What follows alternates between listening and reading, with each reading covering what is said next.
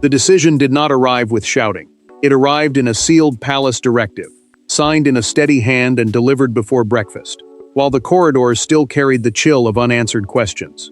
Prince William had done what no one inside the monarchy expected him to do so publicly. He removed Camilla from state events after a breach of royal protocol that could no longer be hidden, softened, or excused. Before we go deeper into what this really means for the royal family, make sure to subscribe so you don't miss a single update. William read the final protocol report in silence, and that silence frightened the aides more than anger ever could. He reached the paragraph that mattered, stopped, then read it again, as if giving the words one last chance to become something less damaging. They did not.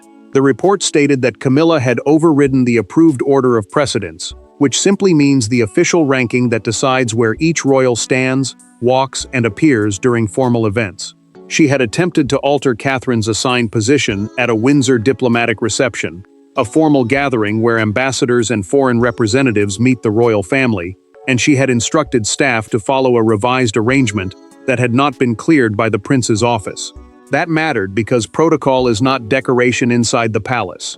It is power made visible. It tells the world who represents the future, who holds authority, and who must not be pushed aside for private preference. The prince placed the document flat on the table, and the small sound carried the weight of a verdict. He did not speak at first. He simply looked at the final page, where the recommendation had been written in careful language but carried a brutal meaning. Camilla would be removed from all upcoming state events for the remainder of the royal season. State events are official occasions where the monarchy appears on behalf of the nation, and being removed from them is not a scheduling adjustment. It is a public restriction wrapped in private words. William understood exactly what he was doing. He was not correcting one evening. He was stopping a pattern before it became the new rule. Catherine had been placed in a position that reflected her future role, and when that position was challenged, the future king saw something larger than embarrassment. He saw a warning. Camilla received the news in a private sitting room, delivered by a senior courtier who kept his voice steady, because anything softer would have sounded like pity. She did not explode. She did not immediately argue. She sat still, staring at the words as if the paper itself had betrayed her. The queen consort had survived public judgment, family tension, and years of whispered resistance. Yet this was different, because it came from within. It came from William. It came with Charles unable to shield her from its force. Aides outside the room understood the deeper meaning before anyone dared say it aloud. The prince was no longer waiting for quiet approval before protecting the future shape of the monarchy. He had drawn a line through the royal calendar, and behind that line stood one painful question no one inside the palace could escape: who truly controlled the royal stage? And before the palace could absorb the shock of William's decision, the people caught inside it began to reveal just how personal this battle had become. Every royal crisis has a document, a decision, and a door that closes too loudly. But this one had something more dangerous. 3 people standing at the center of it, each carrying a different kind of wound. William carried duty. Camilla carried survival. Charles carried the terrible weight of being king, while watching the people closest to him drift toward open conflict.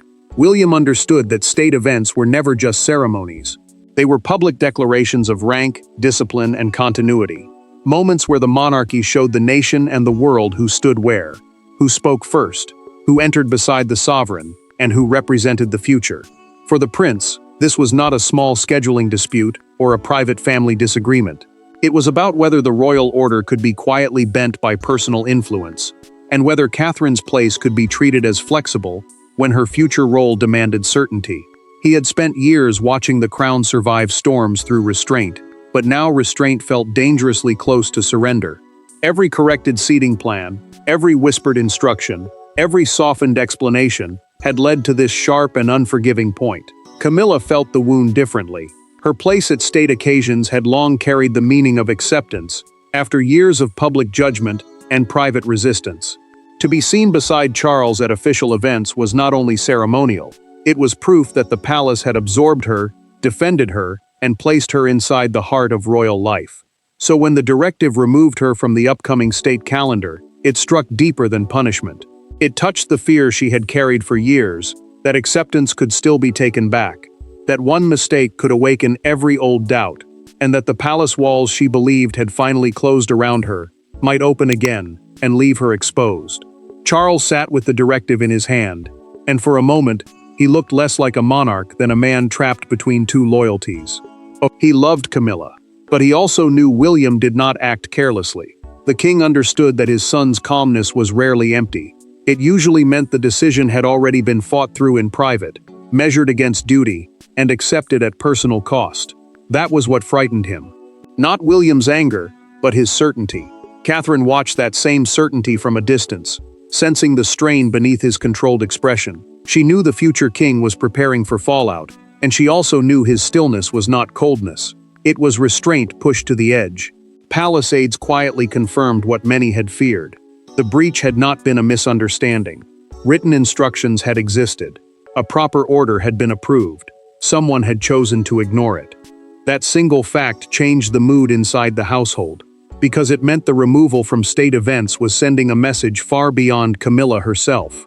Future protocol would be guarded by William, not negotiated by competing households, old loyalties, or private pressure. The decision had become a warning wrapped in royal language, and yet the deeper truth lay buried in the days before the breach, when one conversation at Windsor changed everything. To understand why William finally acted, the palace had to look back to the moment when protocol stopped being tradition and became a weapon. The palace did not fracture in one dramatic instant. It fractured at a reception no guest was supposed to remember for the wrong reasons. The room had been prepared, the order had been approved, and every name had been placed with ritual precision. Then Camilla made one quiet intervention, and by the time the evening ended, William understood that silence would look like surrender. Camilla moved carefully because she knew the language of power inside a palace rarely needed to be loud. Earlier that evening, before the Windsor diplomatic reception began, she had privately instructed staff to move Catherine from her approved receiving line position and place one of her preferred guests nearer to the king. The receiving line is the formal order in which royals greet important guests, and every place in that line carries meaning because it shows rank, trust, and future importance. That was why this change mattered. It did not look like a battle from the outside, but inside the monarchy, moving one person could send a message stronger than any speech.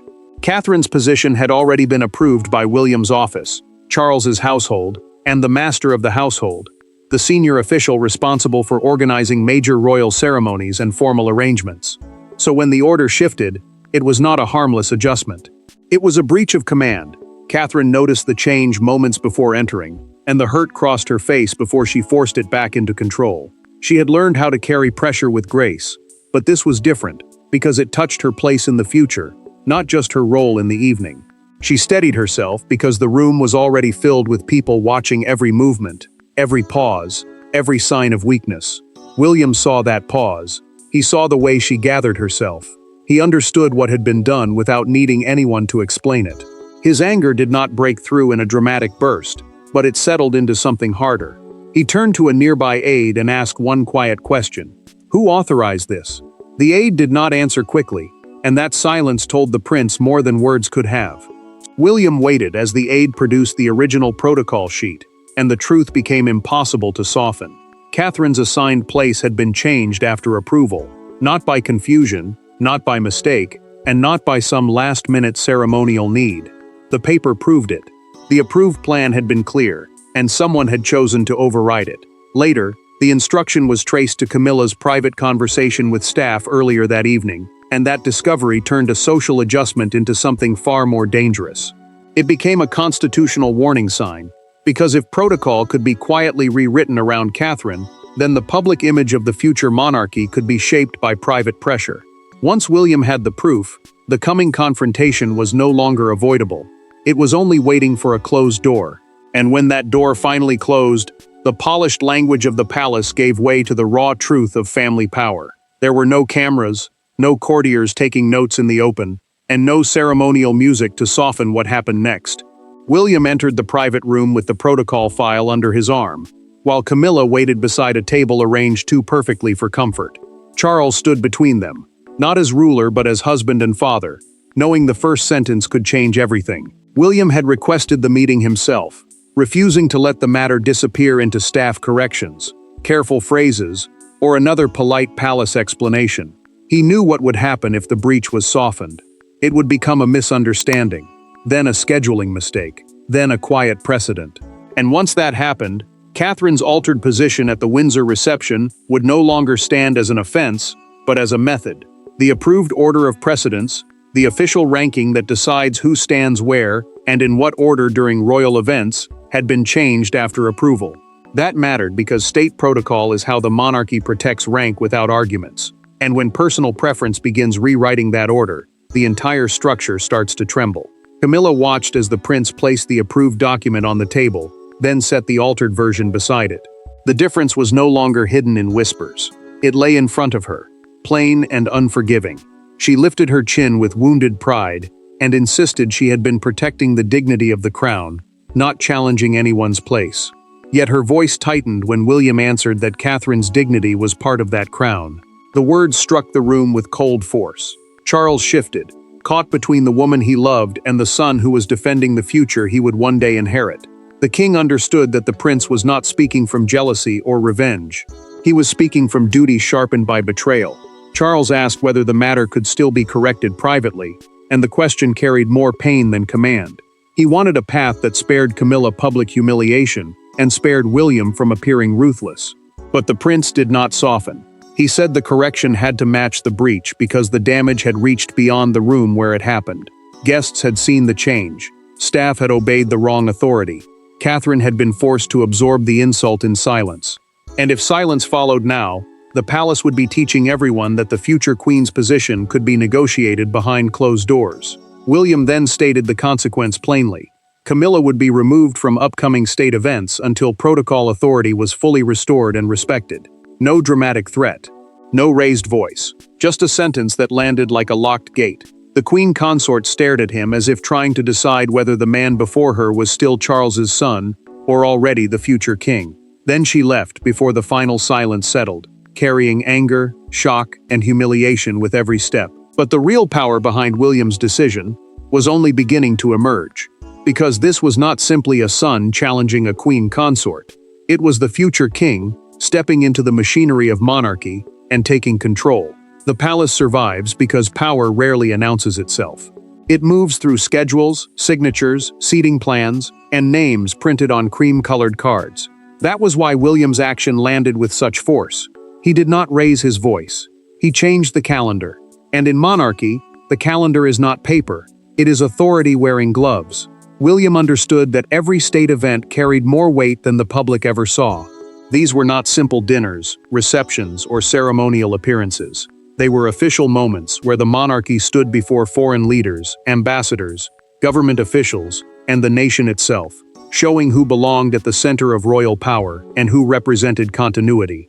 Protocol, in plain terms, means the formal rules that decide rank, order, movement, and appearance during these occasions. That was why the breach could not be treated as a private irritation. If one household could change the order without approval, then every future event would become vulnerable to pressure, preference, and quiet manipulation.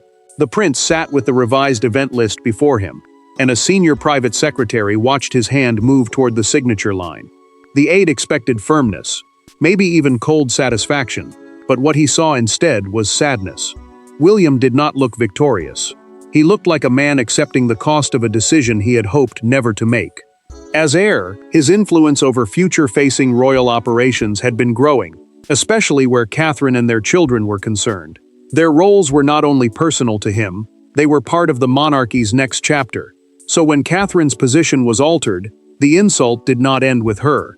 It touched George, Charlotte, Louis, and the future image of the crown itself. Charles received word that the revised schedule had already been circulated internally, and the news struck him with quiet force. He closed his eyes briefly because he knew what that meant. Reversing William now would create a greater scandal than allowing the restriction to stand. The king could protect Camilla emotionally, but he could not openly weaken the authority of the future king without shaking the institution they were both meant to preserve. That was the cruel trap. His wife had been wounded by the decision, but his son had acted from a place Charles could not easily dismiss. The monarch had spent a lifetime learning that power often hurts most when it is used correctly. The removal reached across multiple state occasions: a diplomatic dinner, a reception for Commonwealth representatives, and a ceremonial audience at Buckingham Palace. Each absence would speak. Each adjusted place card would whisper that something inside the palace had shifted. Then came the sharper instruction.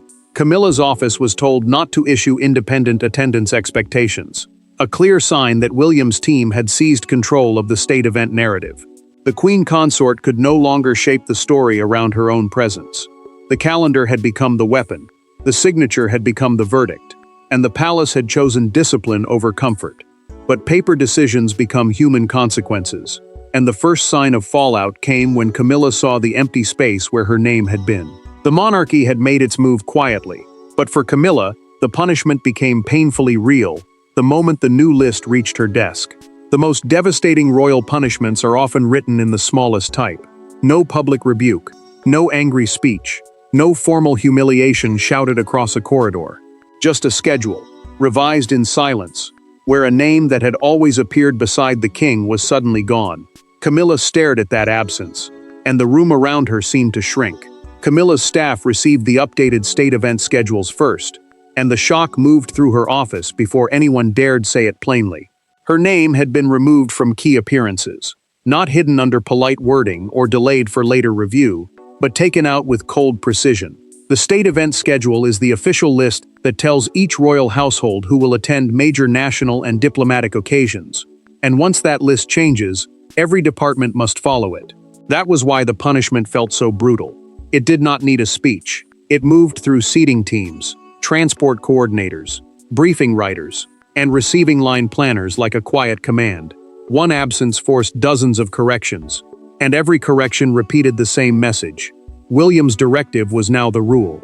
Camilla read the first revised schedule alone, and for a long moment she did not turn the page. She pressed her fingers against the blank space where her name should have been, as if touching it might make it return. Then she asked one aide whether Charles had approved it. The question carried more pain than anger, because the queen consort was not only asking about a calendar. She was asking whether her husband had allowed the future king to remove her from the stage they had spent years trying to share. The aide could not give her the answer she wanted.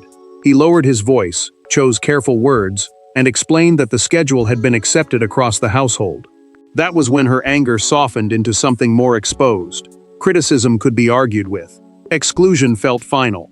Catherine's position was restored in full, and staff were told that any future change to her state placement would require direct clearance from William's office.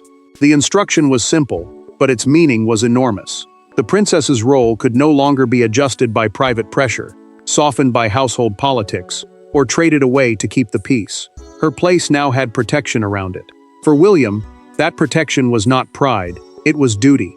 For Catherine, it was a painful victory, because being restored did not erase the humiliation that made restoration necessary. The palace had corrected the order, but it could not undo the moment when she had been made to feel replaceable. Charles sent no public defense, and that silence became its own announcement.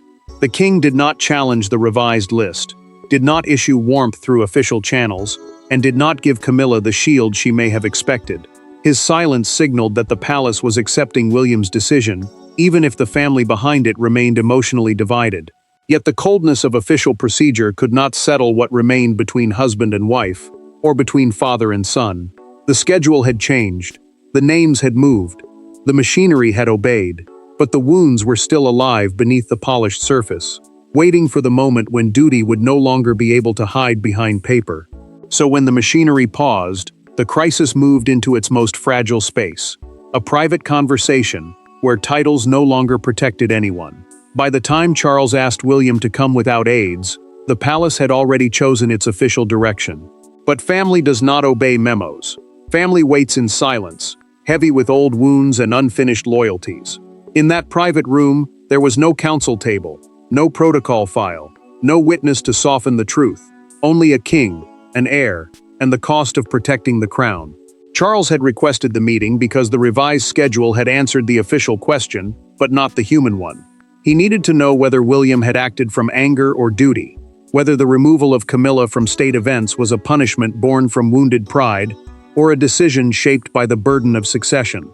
Succession means the line of inheritance that decides who will become monarch next, and for the king, that made every choice involving the prince heavier than a normal family dispute. William did not arrive with staff, advisors, or prepared language. He came alone, and that absence changed the room. Without aides, there was no one to protect either man from the truth.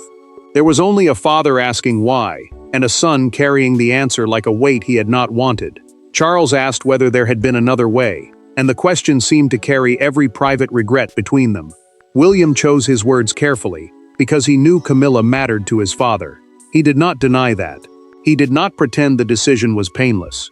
He admitted it had hurt him to act against someone Charles loved, but he said there had been another way months ago, before Catherine was publicly undermined, before approved protocol was ignored, before the palace taught the wrong people that silence would always protect them. The prince's voice stayed controlled, but the meaning cut deep. Compassion had its place. Family loyalty had its place. But neither could become weakness when the crown itself depended on order. Charles listened, and for once he did not interrupt with the soft language of compromise. He understood now that the breach had crossed a line not merely because it embarrassed the palace, but because it challenged the structure that protected the monarchy's future. Catherine's role could not be treated as movable. William's authority could not be treated as optional. Camilla's pain could not erase the damage caused by her choice. The king looked at his son and saw something he could no longer dismiss. The future monarch was not asking for permission anymore. He was accepting responsibility, even when responsibility made him look severe. William waited for Charles to overturn the directive, soften it, delay it, or hide it behind another review. The king did none of those things. He simply sat with the truth and allowed the decision to stand. That silence became the turning point.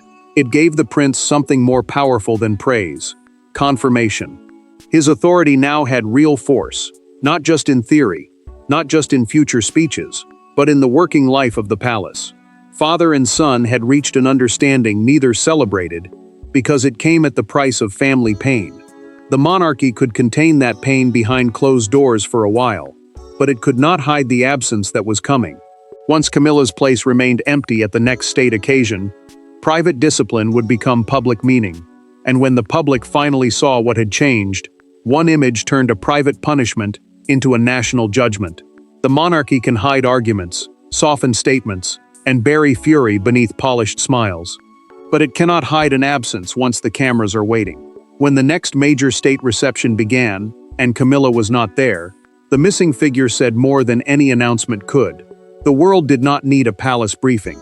It had the image, and the image was merciless. Charles entered the Buckingham Palace diplomatic reception without Camilla, and that single absence changed the mood before a word was spoken. A diplomatic reception is a formal royal gathering where ambassadors, officials, and guests from other nations meet the monarchy, so every face present carries meaning, and every missing face creates questions. Her expected place beside the king had been reassigned, not hidden, not explained away, but quietly filled by the new order William had enforced.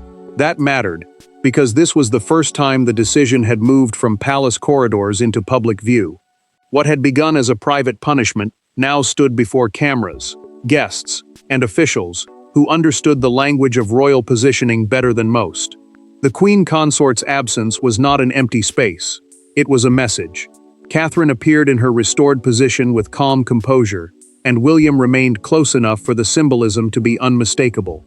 The princess did not need to make a statement. Her place made it for her. After being pushed aside at Windsor, she now stood exactly where the approved order said she should stand, and that restoration carried both dignity and pain. The prince kept his posture steady, but those who watched closely could sense the strain behind his control. He had won a necessary battle, but victory inside a family rarely feels clean. Every step forward for Catherine came with suffering for Charles, and every act of protection from William deepened the wound around Camilla. The crown had corrected itself, but the correction had a cost. Charles felt that cost most sharply when the cameras caught him without the woman who had so often stood beside him. For one brief moment, his expression tightened, and that was enough. The king did not speak of the absence, but silence can become louder than explanation when the world is already watching. By the next morning, the story had escaped the palace completely. One newspaper front page showed Charles, William, and Catherine under the blunt headline, "The empty place beside the king." The phrase landed like a public verdict because it said what official statements would not. Camilla had not simply missed an event. She had been removed from the center of it.